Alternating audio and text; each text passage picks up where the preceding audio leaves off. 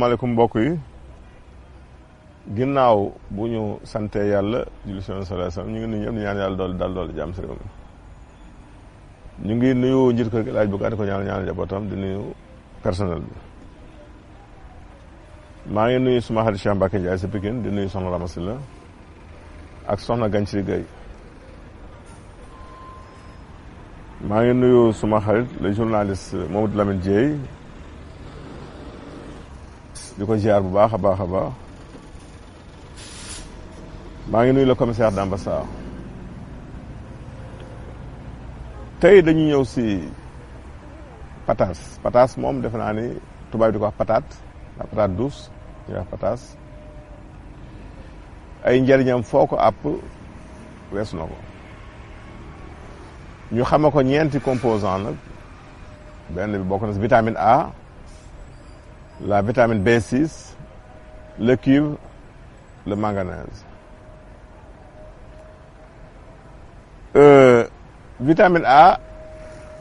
bi tax na sooy jël pataas lu bari dafay sàmm sa der sàmm sa gis-gis kon ñu bàyyi si xel. Vitamine B6 bi tax na ki ëmb di lekk pataat dina ko dimbali nausée yeeg wàccu yi muy def da koy dindi kon ki ëmb na jël pataas bu ñorul di ko lekk kooku daf koy dimbali. ki am règle yu metti aussi bu dee jël pataas boobu ay règle dootul metti dafa baax pour les règles douloureuses baax na si les maladies cardiovasculaires aussi kon ñi am feebar xool aussi nañu jël pataas lu bëri. cuivre bi nga xam ni pataas daf ko am tax na mu baax si li ñuy wax cartilage boo xoolee diggante ñaari yax yi la fa ne mel ni amul sa oto moom la ñuy wax cartilage pataas boo ko lekk daf koy sàmm dafay sàmm say yax aussi day sàmm say sidit dina dëgëral yax aussi ndax manganèse bi kon cuivre bi ak manganèse bi tax na lépp lu yax ak sidit pataas daf koy saafara daf koy dëgëral daf lay dimbali ba doo am feebar yooyu di laal yax ak sidit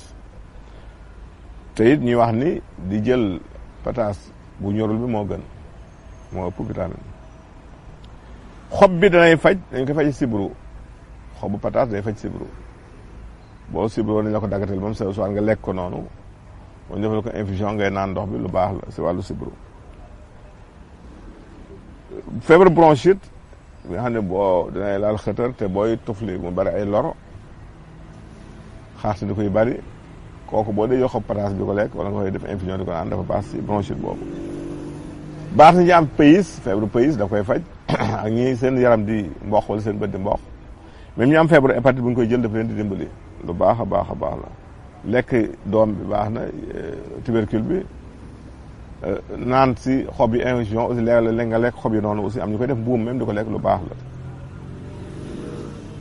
lakk-lakk pataas yi gën a gaaw xob pataas bi si lakk-lakk bees daf koy gaaw a wéral daf ko pat rek di ko si def day wàññi douleur yi aussi mooy lakk-lakk bi ak métti bi kon pataas lu doy waar la boo dee am point de côté di def infusion xob bi di ko naan dafay dindi point de côté mooy métti bi nga xam day jàpp benn côté loolu lu am solo la. boo amee bëñ buy métti aussi jël xob yi def ko infusion di ko garanti ko dafay faj bëñ buy métti kon pataas bari na njëriñ. boo demee fi nekk nii en Amérique latine mooy Amérique du Sud